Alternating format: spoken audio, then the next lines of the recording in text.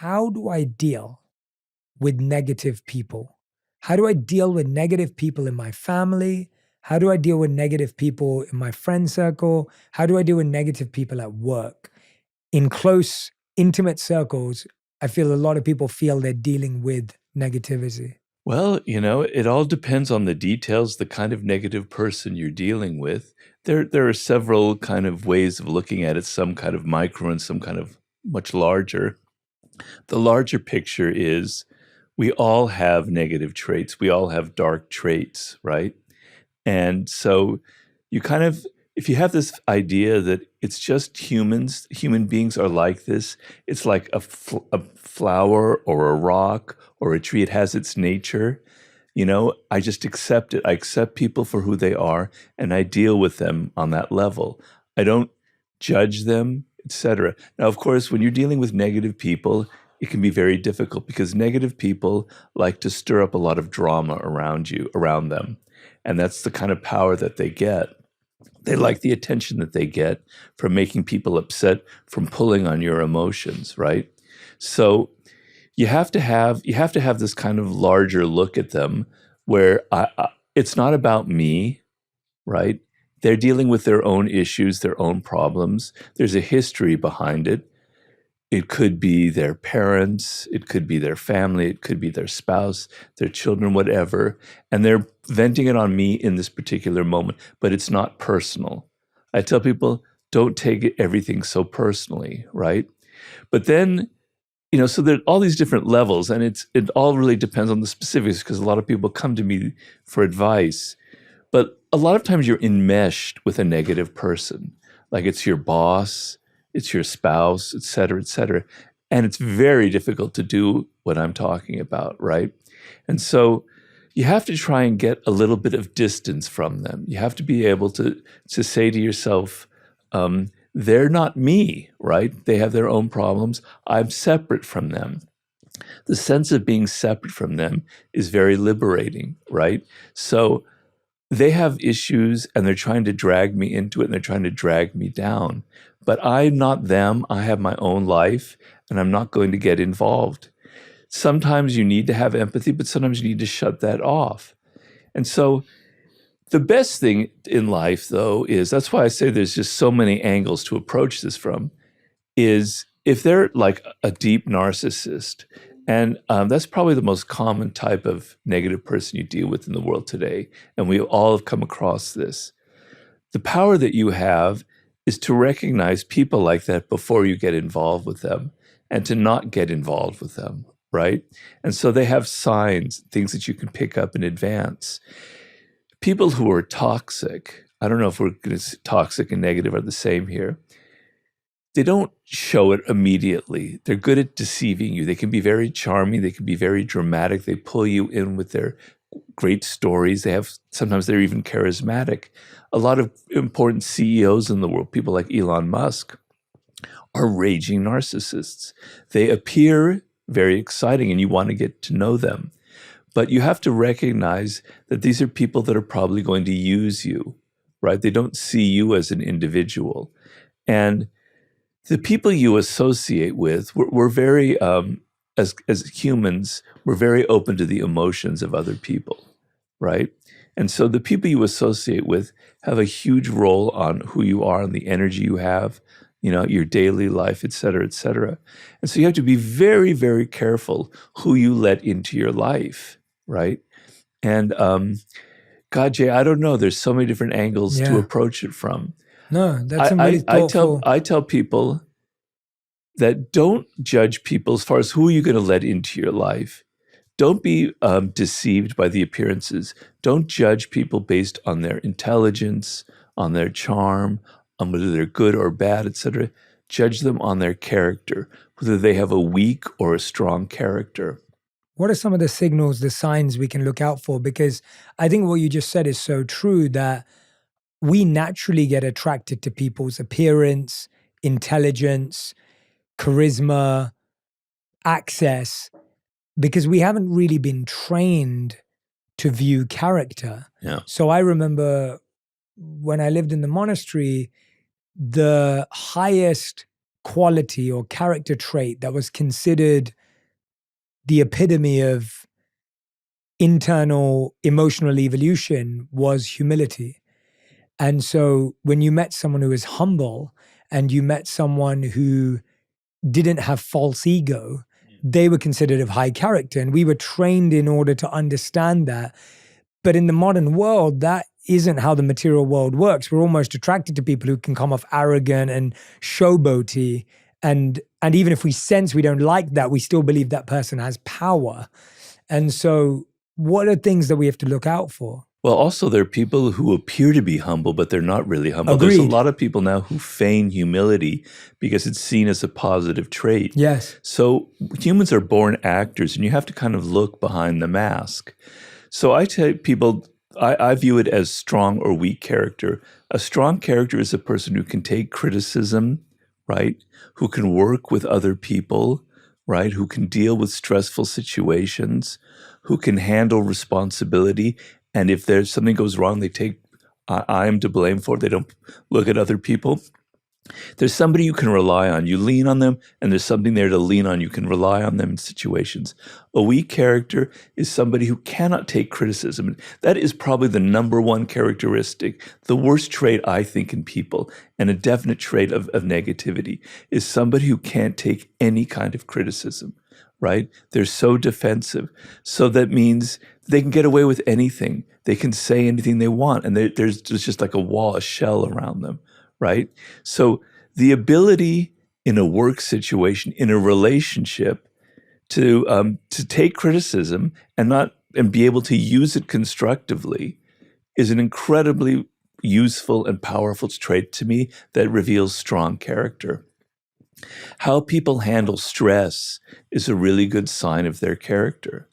So in a work situation, people are good at faking it and pretending that they're very strong. But when it gets really stressful and there's a lot of pressure on it, the mask falls off and they reveal that they can't handle it. They're too weak. They're reacting to everything. They can't get out of the moment. They're so impatient, and fragile. And so the ability to handle stress shows that somebody has something strong inside of them, right? Mm-hmm. How they handle power, right? So when people are kind of climbing up the ladder in a group or in a job, they generally try and pretend like they're with the group. But once they have power, that all falls off, and they can become abusive, and they feel like they can get away with things that they couldn't get away with before. They treat people below them miserably, etc. So when people have power, how do they handle it? Are they responsible? Do they suddenly become somebody different, or do they maintain the character that they had beforehand, right? What kind of partners do they choose? Do they choose a spouse, a husband, a girlfriend, etc., somebody that they can push around, somebody that's inferior to them so that they can feel better about themselves? How do they look when they're playing like a game or they're in outdoor activities or something that has nothing to do with work? Are they so competitive they have to win at everything, even when it's like outside of that kind of environment, These are kind of traits that help me sort of judge a person's character. Yeah, and these are often the things that we either ignore or we actually let them kind of fall by the wayside or don't pay enough attention to them because we think, oh no, but they're so smart and they're so this. And I wonder how much of that is also like, what does that say about us that we often get attracted to the wrong things within people? What does that say about us? Does that make us a strong or weak character? I know that I tend to get involved with narcissistic people. It's a weakness of mine, right? And maybe it's because of my upbringing, and maybe it's because I feel a kind of emptiness inside of me, and that their charm and the attention that they pretend to give you is kind of enchanting or casts a spell on you, and it draws you in. Yeah, so if you're dealing with your own weaknesses and your own emptiness inside, you're going to be drawn to people who fill that up. Or you're going to be drawn to causes and charismatic leaders that pretend to give you a purpose in your life because you don't have a purpose, but they have it for you, kind of thing. So a lot of it has to do, with ourselves and we're attracted we're even attracted to negative people. And there are people who have patterns in their life where they deliberately choose the worst kind of person for them, right? And over and over and over again, because at least that makes them feel alive. At least the pain of it, gives them a sense of something dramatic, and so they deliberately bring on that kind of pain. How have you found over time with meditation and other practices? What have you used in order to start quietening, emptying, whatever the right word is for you, releasing those thoughts so that you can connect with the vastness, be creative, or self-express? Wow, it's not easy, and it's an ongoing process. And I could say I'm maybe 10% of the way where I'd like to be.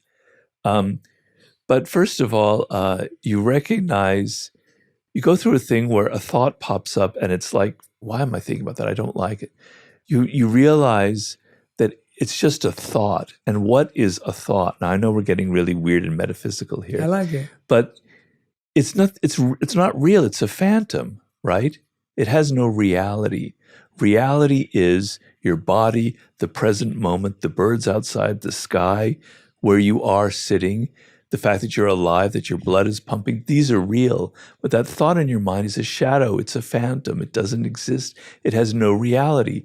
And so I go through this process where don't engage with it. And it's really weird because then my mind plays tricks on me, and it pulls up a thought that's definitely going to engage me, right? Because it wants that. It's like a sugar rush. And so I go, okay, no, I'm not going to engage with it. And it made me realize as I went through that process that this is what social media is based on.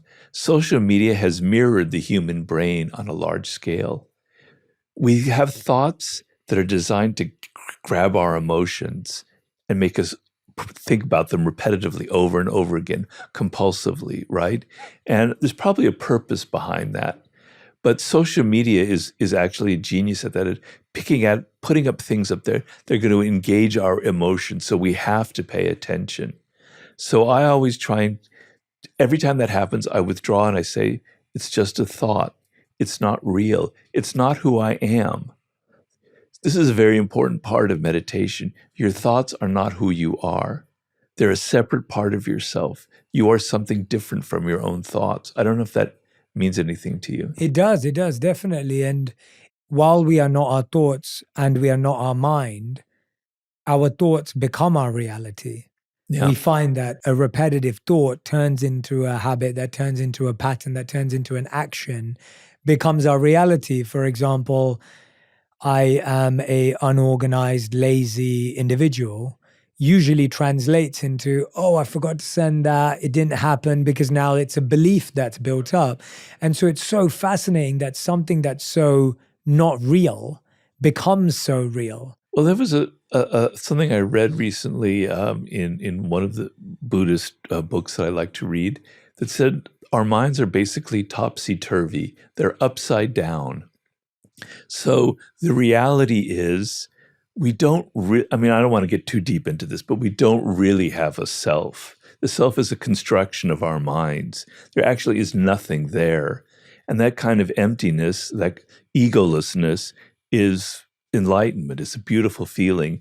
And maybe in your life, you've touched upon it briefly. I know I've touched upon it briefly. It's not the reality I have every day. But that's real. And what's not real are the thoughts. But everything is turned upside down in our worlds. And so these delusionary thoughts about people, about who I am, about my habits, etc., they become our reality when it's exactly the opposite, right? You have to be able to be aware of that. And so, meditation is all about becoming aware of these things, because we walk around like automatons. I'm very into this writer named Gurdjieff. I don't know if you've ever heard of Gurdjieff. No, I haven't. He was he's basically from Armenia. He was in the beginning of the 20th century. He was this man who was very interested in mysticism, and he traveled throughout Asia trying to find the the essence of all the different esoteric philosophies, and he created his own philosophy. And it's very interesting, very exciting stuff. He wrote a book called In Search of the Miraculous that I highly recommend people. And it's not woo-woo stuff. He was a very, very practical man. He puts it in very practical terms. But his idea is that we walk around asleep. We're on automatic pilot constantly. We're not really aware that we're breathing, that we're existing. We're not aware where our thoughts come from. We're not aware of how our body moves, et cetera, et cetera, et cetera. And so it's a process of slowly becoming aware of these kinds of things that is really kind of, I've been doing this 14, 15 years now, and it's really, really kind of changed the course of my life, I have to say. I was thinking that in one sense, you have reality externally, the visible world, but how I make sense of that visible world is all in the invisible space. And ultimately, how I make sense of it is the reality that I experience, regardless of what's happening around me, which is why we realize that people who, well, we all are telling ourselves stories and narratives all day long, but how we're processing what we're experiencing is our reality as opposed to the event or what someone said or social media, as you gave an example. Like, I can either sit here and say, like, I know that when I wake up in the morning and I start scrolling on social media, my mind is now moving 10 times, 100 times faster than if I don't do that. And I know that brushing my teeth and showering is a much more peaceful process if I haven't looked at my phone than if I do. Right. And so that choice is being made in the invisible world. And the visible world is simply something I'm interacting with and taking from or being affected by. Well, so we mostly live in amid things that are invisible. Yes. Right? Symbols, etc. Yes. Language is a symbol. It's not reality. And so things like government and social behavior, they're rules and codes that we abide by, but they're not visible. They're invisible, Yes. right? Yeah, definitely. And we're not aware of that. And so we're trying to raise our awareness of the invisible world. I'm always trying to raise my awareness of, why do I process this way? Where does this come from? Where's this idea taking root? It's a very interesting process to go through. Yeah, it's hard. It's like, it's not clear. It's not like here's the step-by-step process. It's just something I've been engaging with a lot. Yeah. Yeah. I like to try and go through a thing where I question all of my beliefs and things of where does that come from? Why do I believe that? Why has that become something that's so hardened into my brain? I believe that about myself and who I am, about other people. I continually try to challenge it and look at what might be the source of it, and then maybe say, it could be the opposite, right? And actually, it can lead to a lot of problems because it's like my mind is always swimming and I'm never really think anything is certain. I'm always, seeing the opposite side of it. But I think in the end, it's a very healthy process. How do you, I love where we're going because it kind of comes back to your same point, your earlier point about how someone of strong character knows how to take criticism, which means they know how to deal with the opposite of what they think or feel. And so this idea that you're sharing now, that it's healthy to be able to question, to evaluate, to assess our beliefs and values. But like you said, it's one of the hardest things to do because you get into a space of uncertainty, you question your identity, you lose a sense of direction. How do we question ourselves without losing ourselves? Like who really are you in the end? What constitutes you, the essence of you? What were you meant to accomplish in this world, right? Your sense of purpose, to use the title of your show. What is it that makes you an individual, makes you unique, that you alone are meant to accomplish in life? Well, it's not given. We don't know it. And a lot of people really, really struggle with trying to figure that out, right? Because they've been programmed by their parents, by their siblings, by the culture, by their teachers to say, this is who you are. This is what you should believe in. This is what you were meant to accomplish in life. This is what's cool and what's not cool. Okay? And so you have to question yourself. You have to say, is this really who I am? Am I really interested in this subject? Am I really interested in this kind of person, in getting in a relationship with this kind of person? And so question yourself on that level. You're getting at a deeper and deeper core of maybe who you are at essence. You're cutting away all of the social stuff that has been foisted upon you, that it has nothing to do with you, right? So in some ways, you're kind of a mystery to yourself, and you're sort of trying to solve that puzzle. And you have to ask these questions. Is this something I'm actually really interested in? Is this an intrinsically important thing to me? Or is it something that's in the culture or something that other people have told me? And questioning that over and over and over again is not to lead you into this abyss where there's nothing real. It's to get you closer to who you are, to what really matters, to what that essence of you is, to what you were meant to accomplish in life. And once you reach that inner kind of gold, then you have a degree of certainty. Mm-hmm. So I knew from a very young age that I wanted to be a writer, right? I had a struggle to figure out what kind of writing I wanted. But knowing that that's who I am, probably about at the age of 8, it allowed me to go, I'm not interested in that. I don't want to do that. This isn't important. Why am I following this career path? Why am I wasting my time here? And then, so knowing that kind of core, you don't have to keep questioning yourself. So I'm never going to question myself. Why are you a writer? Why are you writing books? You should have been a pop star. You should have been a rock singer. You should have written poetry. You should have been a lawyer. No, I'll never go there because I have that firm ground beneath me. And that's what your questioning is supposed to lead to. Get to the essence of who you are. And once you're there, you have a degree of certainty in your life. How much, Robert, do you care what people think of you, and how have you made sense of that over your time as someone who obviously writes that a lot of people enjoy your reading? People may disagree with you, they may agree with you, people, as you said, debate, discuss, but how have you made sense of that, and what's been your process of dealing with how you think people think about you? There's how people think about me who know me personally, and there's how people think about me in the social realm who don't know me personally and who have an idea of who I am, which is often very different from the reality. But naturally, as a human being, I care that people understand that I'm a certain way, that I have a certain character, that I actually love jokes and silly bathroom humor, and that, I like stupid movies, and that I'm not always, reading heavy philosophy. My wife can tell you all about this childish side of my personality. So, it's always been important to me to feel kind of authentic and sincere. And I've always hated, and it's probably why I wrote the 48 Laws of Power. I hate people who are pretending to be something that they're not. Deeply, deeply wounds me, and I don't know why. I don't know why it's been like that since I was a child. Maybe I suspected that in my parents, the kind of falseness that upsets me deeply. And so I wrote the 48 Laws of Power because I felt people are such hypocrites. They pretend that they're not interested in power, but that's all they're interested in, right? They wear this front that, oh, I just want to help people. I just want to make movies and culture and art. No, you're interested in power.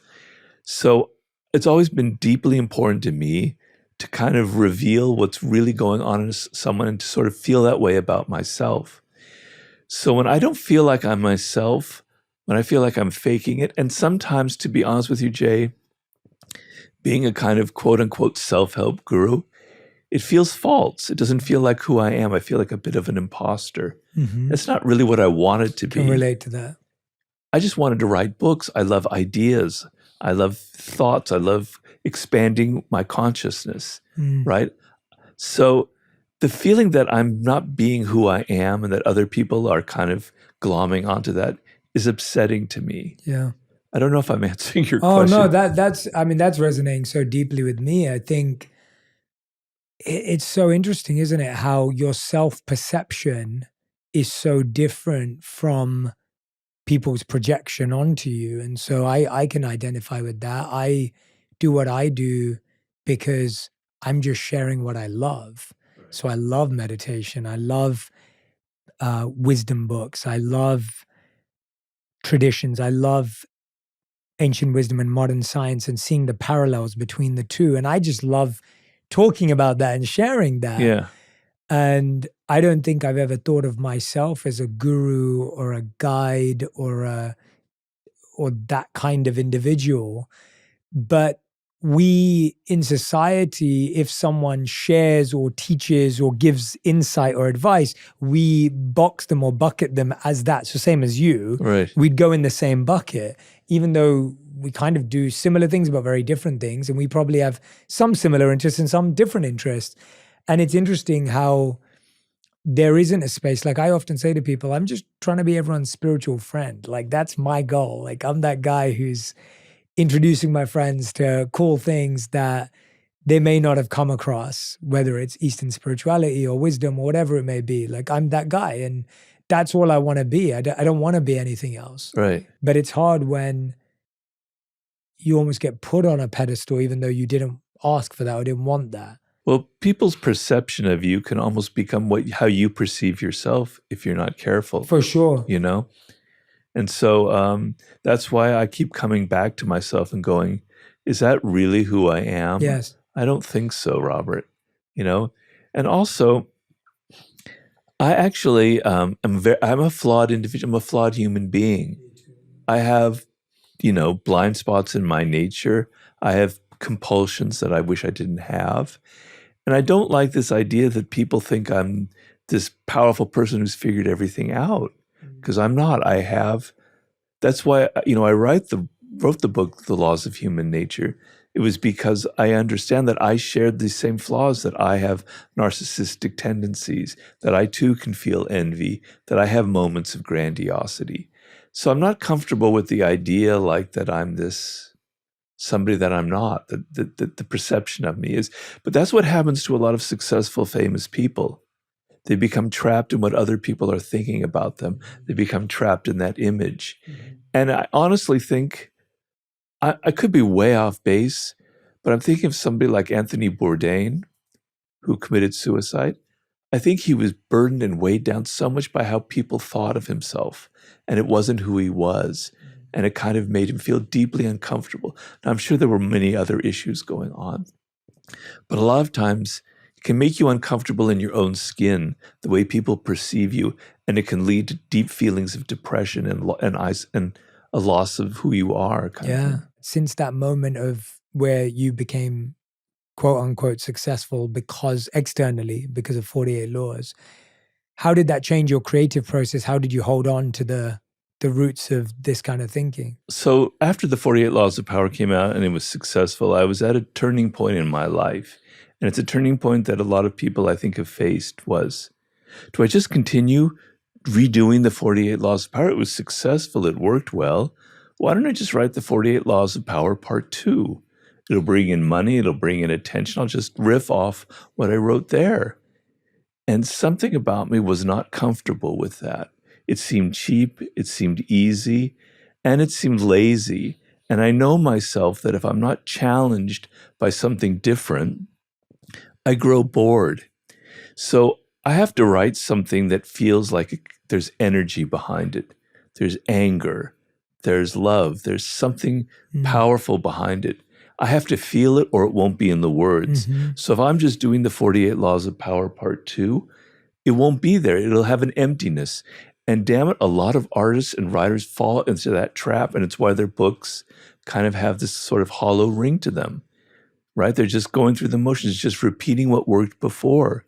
And I can't stand that feeling. I have to feel like I'm off into a new land with this new book. So each book has to represent a challenge, right? And so the one I'm writing now is completely different from all 7 of the other books. And it's an incredible challenge, but it makes me excited about every day because I know I cannot repeat the same kind of books over and over and over again. My soul becomes dead, and I have to feel alive with each project. I find vocabulary so needed, and I feel like I grew up with a smart vocabulary, but not the biggest. And I feel reading, of course, expands that, and especially when you read history and other books. And I found that language is just so powerful. And I worry that social media exposes us to such limited language that the brain and the mind and the consciousness doesn't have the opportunity to be expansive because the words don't allow for it. If we're all reading the same memes and the same trends and the same hashtags, and it kind of just creates this very, very limited space of consciousness. Well, that's why I like looking at other languages. I speak several other languages, and I'm constantly learning them. And right now I'm reading a lot about an African culture called the Akan in West Africa, in Ghana, and their concepts of the soul, the spirit, and the body. And they have a word in there called Sun Sum, and we translate it to spirit. But then I'm reading the African philosophers who actually know that word, and they go, it's not the same as the word spirit. And then they go on and describe it. And that one word contains all of these other worlds that are so weird and interesting that the word spirit in English does not convey, right? You know, and other languages have that sense. And so language can have that possibility where it opens up. It's not just this one track meaning. It has other valences, other possibilities to it, right? Mm. And so, yeah, we're kind of deadening our language in a way. And, you know, if you study like other cultures, you know, Eskimos had like 1,000 words for snow, and we have one word. You know, Russians have like 40 words for the color blue, and we have one word, kind of thing. As the language gets smaller and smaller and more uniform, our thoughts become more and more limited and uniform. So to hear a word like inner sky, it opens up all these other ideas in your mind. Mm. Whereas we don't have a word like that in English, you know? Mm. And then because I'm doing things with Zen, Japanese language is so rich with things that we can't possibly even begin to express in English, you know? So, yeah. What have been other ways of people opening up their minds? This has been something, one of my favorite things to do. I remember reading a quote from Robin Sharma years ago that said, ordinary people have big TVs, extraordinary people have big libraries. and it was one of those, you know, little dreams I had. That was like, one day I have a home, I'm going to have a big library. And that was one of my most favorite things to kind of put together when I moved here. And I started spending more time when I would travel, I've always collected books. And I started also expanding my audio library. I realized when I was growing up, we listened to a very limited form of music in my home. And even as I was growing up as a teenager, I listened to like one genre of music. What was that? Rap and hip hop. Like that was, and again, I love rap and hip hop. I love rap and hip hop history. It's super cool. I have no issues with it. I just think that my audio library was so limited in my teens that now that I'm in my 30s, I'm trying to listen to so many random different things, which again inspire different thoughts, different feelings, different emotions. And so I've realized that vocabulary was one thing. Audio has been another thing. What are other things that you've discovered that help open up that consciousness and mind? Because as we both keep referring to, social media technology is almost making us more limited, more singular, more one-dimensional. Well, as I said, it's something I'm writing about right now. So music and the audible stuff is very, very interesting and very exciting. So there's this new phenomenon where musicologists have been able to recreate music from eras that we never could listen to before. So I was writing at one point about a festival in ancient Greece, and to put me in the mood, I wanted to hear ancient Greek music. Well, that doesn't exist. I mean, there are no recordings of it, but sure enough, there are. And the rhythms and the sound is so weird and alien that music captures the spirit of a time, right? So if we're only hearing these same melodies, you hear cars going by with that same kind of pop song, it's such a limited circle of harmony, such a limited circle of what music can be. But when you open up to African music, to music from ancient Babylonia, to Greece, to music in South America, other rhythms, other poetry in music and sounds, it's mind-blowing. It's interesting. So that's what I'm saying, that the human animal is much more interesting than we think it is. reading about ancient cultures is a very mind expansive project you can go on. Are there any books you'd recommend in that regard? You know what's so exciting now is they have these books called The Daily Life in Ancient Babylonia, The Daily Life in, I forget which city in India, The Daily Life in Ancient Greece, etc. And you get a feel for not just the grand philosophical issues, but how people ate, what their houses were like. And so I just wrote a chapter about our relationship to time and history. And I was trying to take the reader in my new book, I'm giving them exercises. And I'm saying, try to imagine yourself in a world 1,000 years ago, and you walk out your front door. There's no mechanical sounds. There's no airplanes. There's no cars. There's no machines. It's just birds. Maybe a saw and a hammer is the most you're going to hear. That's a strange thing. There are no signs. There are no advertisements. There's no words everywhere. It's kind of empty, right? You're just wandering around. There are all these kind of rancid, weird, horrible smells because people aren't bathing. But they're very human smells, right? Your whole sensory experience is on another level. But when you live in this 21st century world where things are so sanitized, where we don't smell these things, we only hear these packaged mechanical sounds, your sensory world is shrinking down and down and down. And you realize, yeah, ancient world, they had some bad stuff. They weren't very good. You know, they had slavery. I understand all of the negatives, so I'm not painting this portrait. But on another level, their realm of senses, their realm of language, their internal worlds were far richer than ours. And by connecting to that, by reading these books, not just the daily life thing I said, but actually text from those times.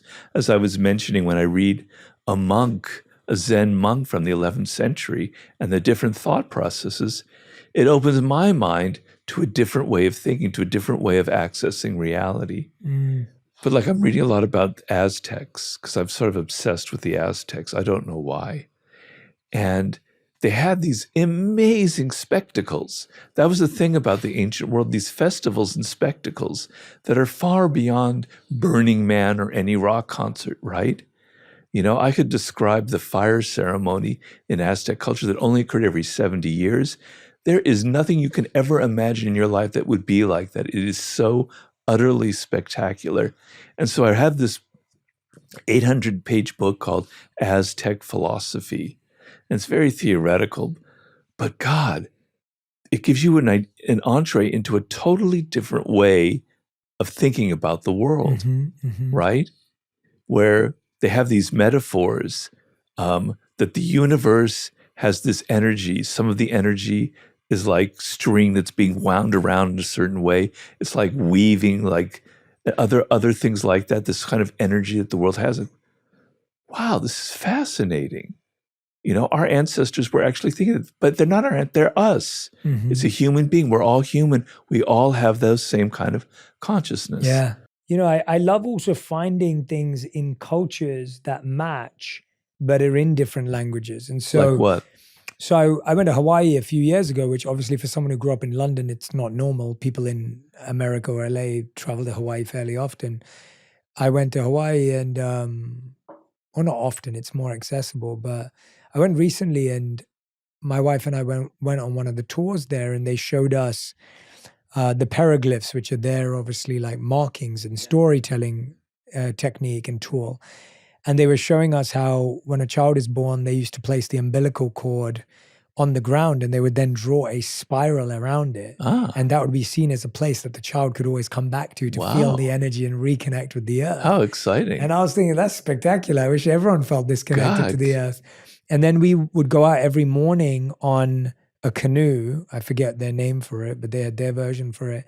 And they would pay respects to the sun and the ocean. And we would take part in this ceremony with them. And in India, there's something known as Surya Namaskar, which it translates to sun salutation. Sure. Which again, I've talked to Andrew Huberman about this. It's like kicking off the circadian rhythm, but the goal is you pay your respects to the sun for everything it offers to you and the energy that it provides. And so to see that in Hawaiian culture, Indian culture, and then I was in Bhutan recently. I went on a trip to Bhutan, which I'd always wanted to visit.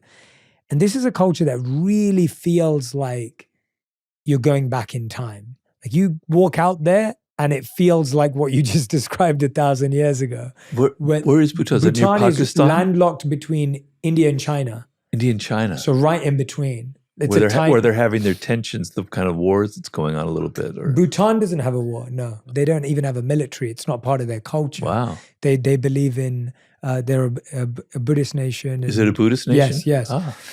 And their practices are very protected. Their culture is very protected. Like everyone generally still wears the cultural dress. How exciting! It was spectacular. There may be a couple of these now, but until very recently, there's no malls, no cinemas, no restaurants, like completely. Yeah. And it's beautiful because it's just hills and mountains. They believe that the forest will always be 70% of the landmass because they believe they're sacred. You can't trek up to or ski on any of their mountains because they're sacred. They protect them. So there's I almost felt like what you just said. There's no signs. You can't hear anything. There's no machinery. Like it really does feel like that. Yeah. And we all of us who were there experienced this sense of slowness that you don't experience anywhere else. And not in a bad way. The mind, the gravity almost of this space was really, really powerful to experience. That's very exciting because, you can go out into nature, into the mountains, and you can feel that. And you can feel like this is what it was like 2,000, 100,000 years ago. But we don't have that feeling with human things because every city has its Starbucks, its malls, its generic culture that we've transported throughout the world. So to have a place where you can actually go back in time is fantastic. Mm-hmm. But I wish it wasn't so far away. Yeah, it's fine. It's worth visiting for anyone who wants to. It was a really special trip. But Robert Greene, these are your final 5. The first question is, what is something you had wished you'd learned earlier? The piano. I mean, I know you were probably thinking about that's beautiful. Something about life, but I love music, and I wish I had learned the piano when I was young. Do you still play? Do you play now? No. No, okay. Second question, what is something that you used to be sure about, but that you now are less sure about? I guess a sense of right and wrong or good and evil. Mm-hmm. When I was young, I had a very strong sense of it. That's a great answer. And now I'm not so sure about what it is. It's a great answer. Question number 3, if you could go back and live in any age, I'm thinking you're going to say the Aztecs, but where would you like to go and where would you want to live and what would you ask? I would go back to the Paleolithic era and our earliest ancestors because I'm fascinated by their world and what they were like.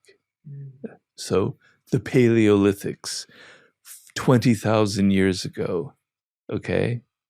And I would like to know about their religion, their spirituality. I'm interested in origins of human consciousness. So, Have you read any books on that? Yes. What would you recommend if someone's... It's a subject my last chapter I was writing about. Wow. The origin of language is the origin of human consciousness. Wow. It's the same time that there were the cave paintings, right? The famous cave paintings in France, but they're all over the world, Aborigines, etc. And that was the beginning of symbolic consciousness. Yeah, there are all sorts of books written on that subject. Amazing. Question number 4. If you could have 3 people over at your dinner party, any 3 people you choose, living or dead, who would they be? One would be Friedrich Nietzsche, because I'm reading a biography of his right now that's unbelievable. The other would be Buddha. Why not? And then the other would be, it's a very odd mix of people, so I don't know if they're going to get along. That's a good pie, though, isn't it? I'd say Okay, maybe Socrates. Okay. And let the fur fly. Fifth and final question, Robert. I find these stressful. They are stressful. Something you're trying to learn right now. To be more forgiving about myself, because I'm extremely unforgiving. With yourself. Yeah, not easy. Mm. It's not been my life pattern. Where did the pursuit begin, and why is it a worthy pursuit? Well, I think because of my upbringing, I always had a feeling of never good enough. I'm never smart enough. I'm not doing enough. I'm not a good enough person. And I internalized that. And so it's probably partially led to my stroke, probably makes me drive myself too hard. And so sometimes I just have to be more forgiving. So instead of thinking, God, I'm never going to write anymore, the well is dry, the forgiving aspect is, Robert, you're tired, you're exhausted, you're doing fine. It's going to come. It will come. Just trust it. So it's kind of like, being indulgent towards yourself. I can be indulgent towards other people, but I can't be indulgent towards myself. So just learning to forgive myself for not being perfect and for not getting exactly what I want in life. That's the hardest thing for me. That's beautiful. It'd be very good for my health if I could ever get there. That's beautiful. Thank you, Robert. You're welcome. Everyone, Robert Greene, I hope you enjoyed this episode of me and Robert truly just having a genuine, passionate conversation about things we love.